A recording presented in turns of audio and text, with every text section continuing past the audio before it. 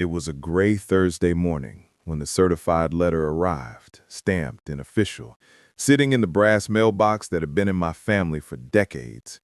The kind of letter that makes your heart skip a beat before your mind even understands why. I slid my fingers under the envelope, feeling the weight of something that had the power to uproot generations. Marcus Thompson, you are hereby ordered to vacate your property at Willow Creek Estates within 14 days due to multiple violations of HOA regulations.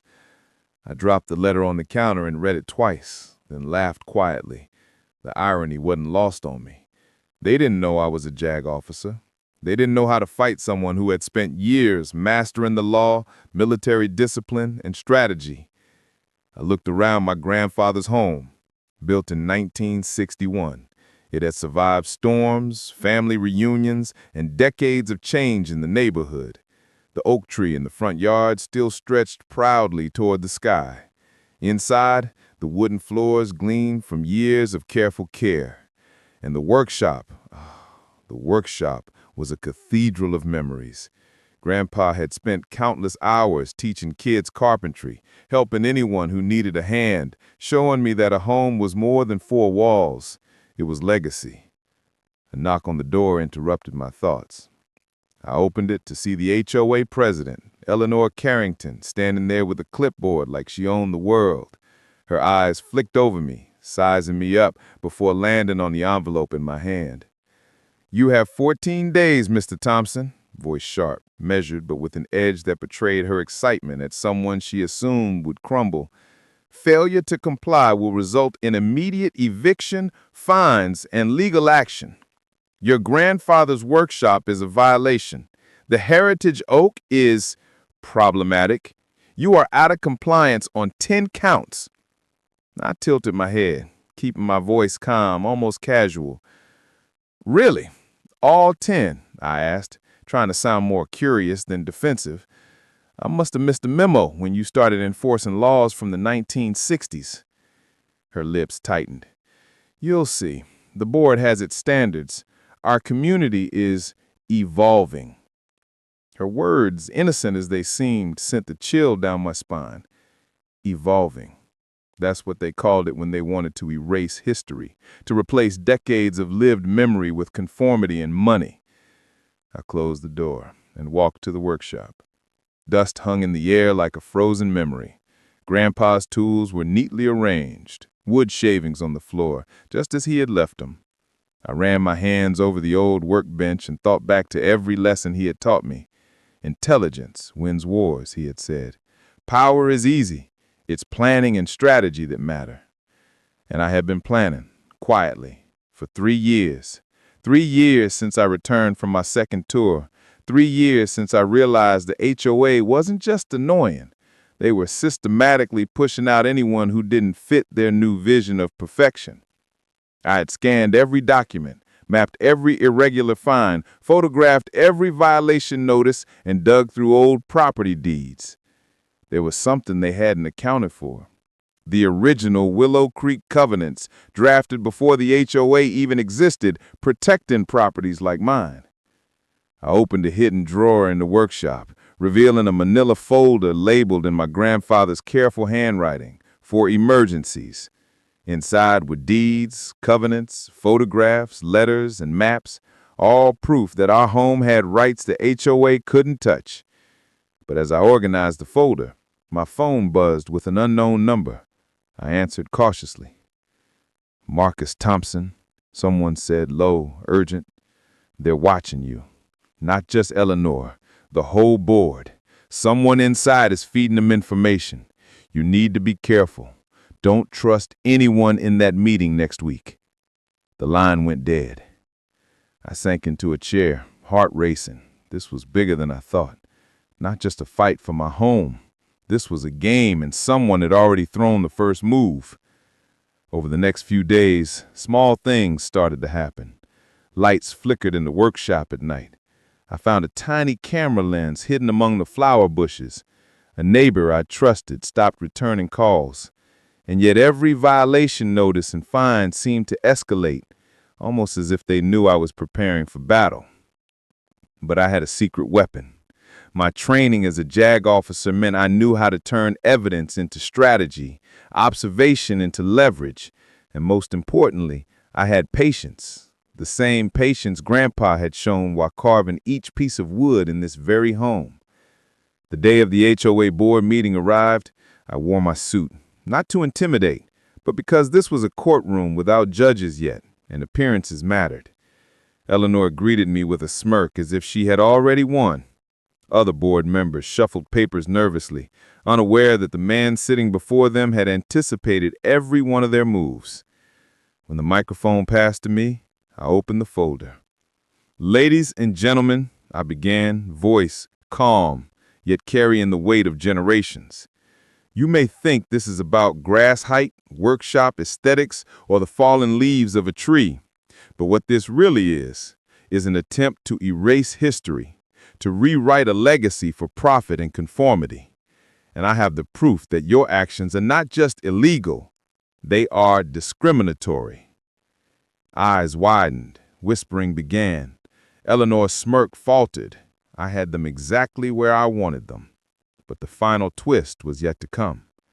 Somewhere in the room, a hidden ally was watching, waiting to make the next move, and I could feel it. This fight wasn't just about fines.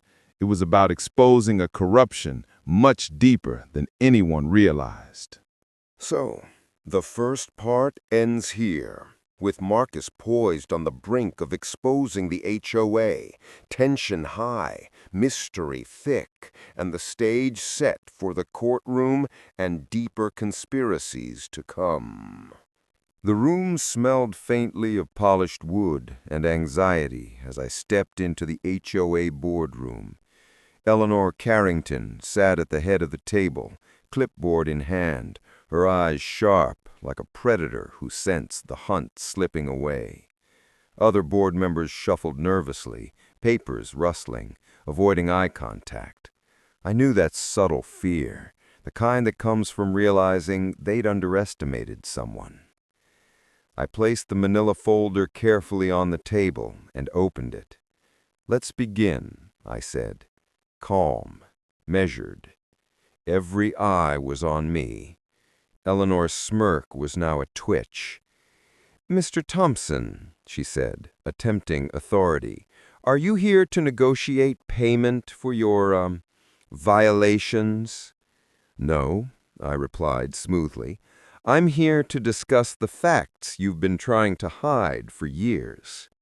I slid the first set of documents across the table.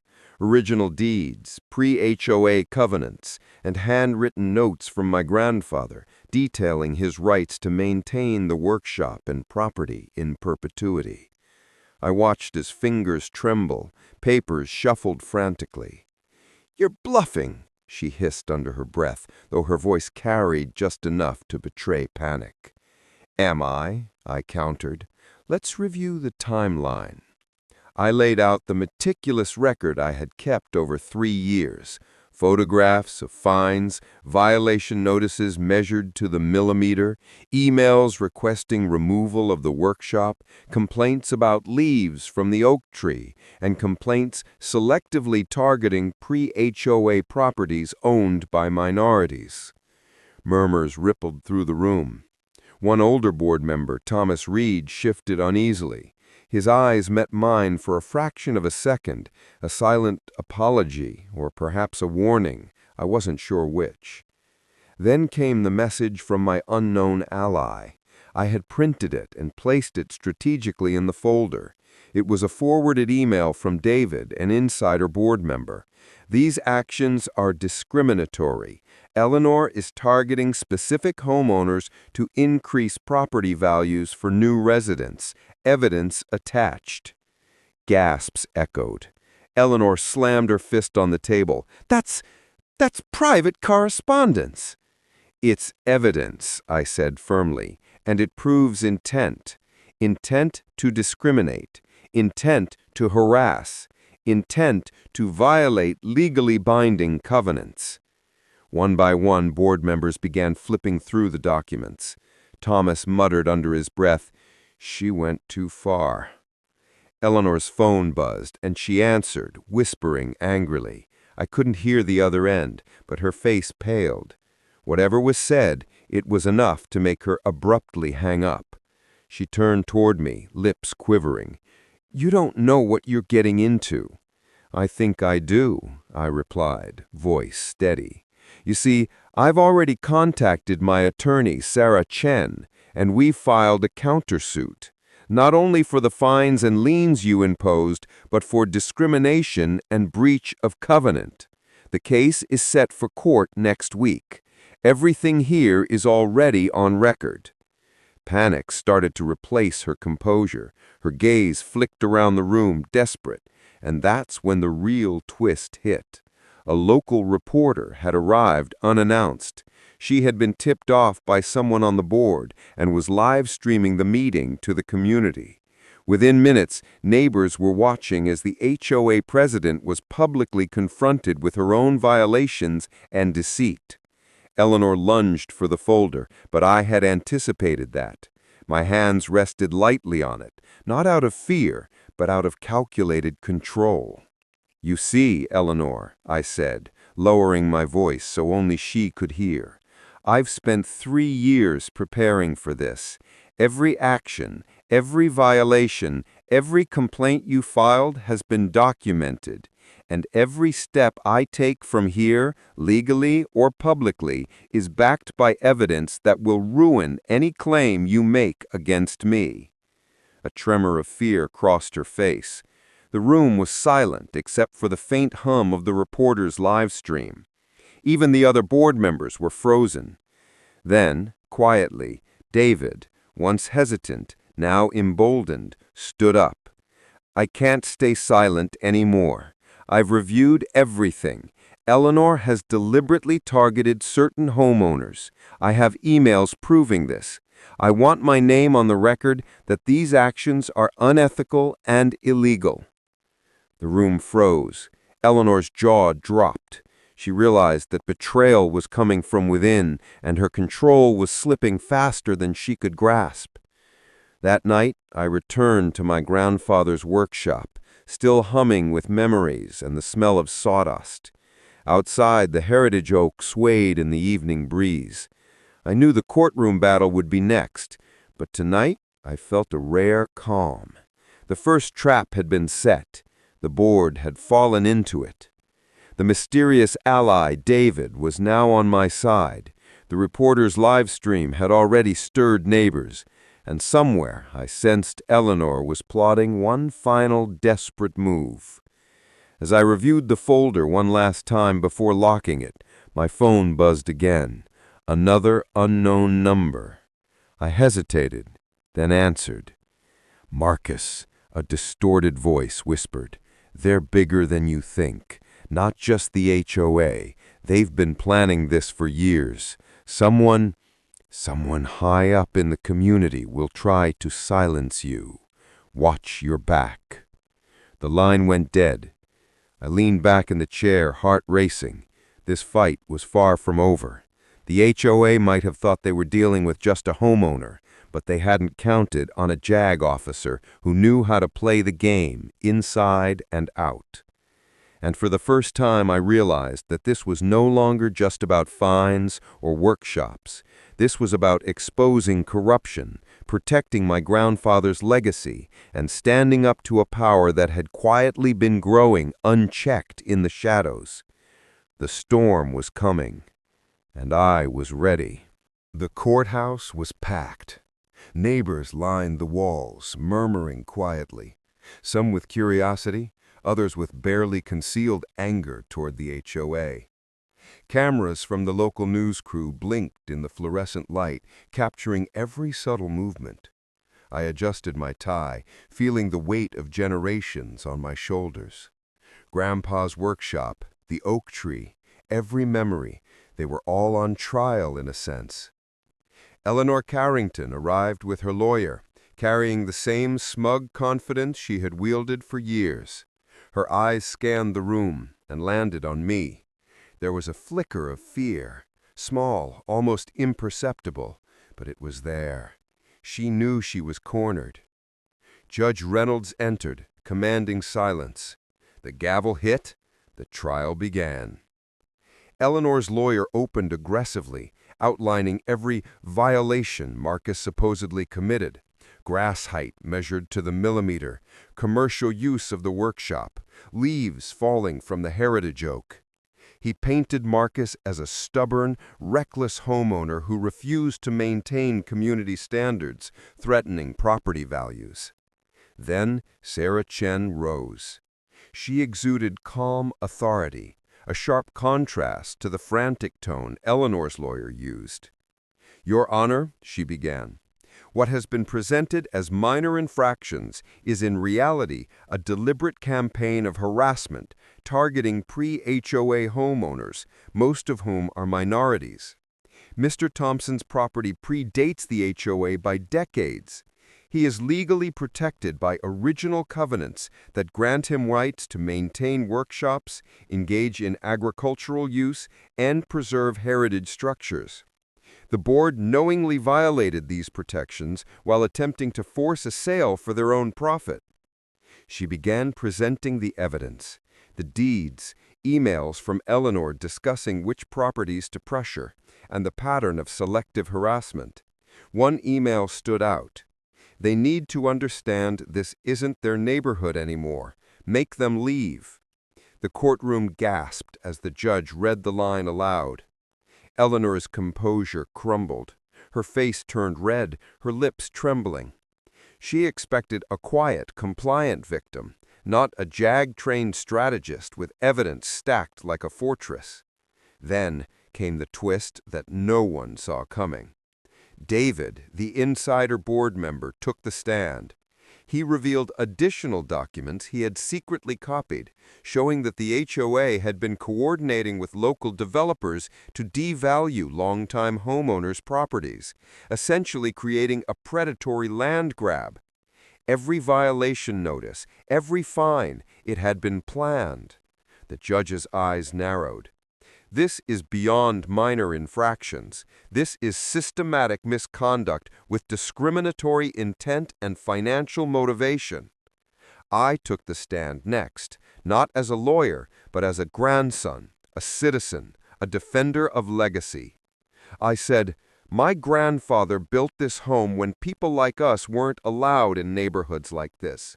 He created a workshop to teach skills to children who had nowhere else to learn. This HOA wants to erase that legacy, replace it with conformity, and profit from intimidation. They didn't just attack me, they attacked generations, they attacked a community's history, and they underestimated the man who would defend it." The room was silent. Even Eleanor had nothing left to say. After hours of testimonies, cross-examinations, and evidence reviews, Judge Reynolds leaned forward. "The court finds the Willow Creek Estates HOA guilty of 1. Discriminatory practices, 2. Violation of pre-existing covenants, and 3. Breach of fiduciary duty." He paused, letting it sink in.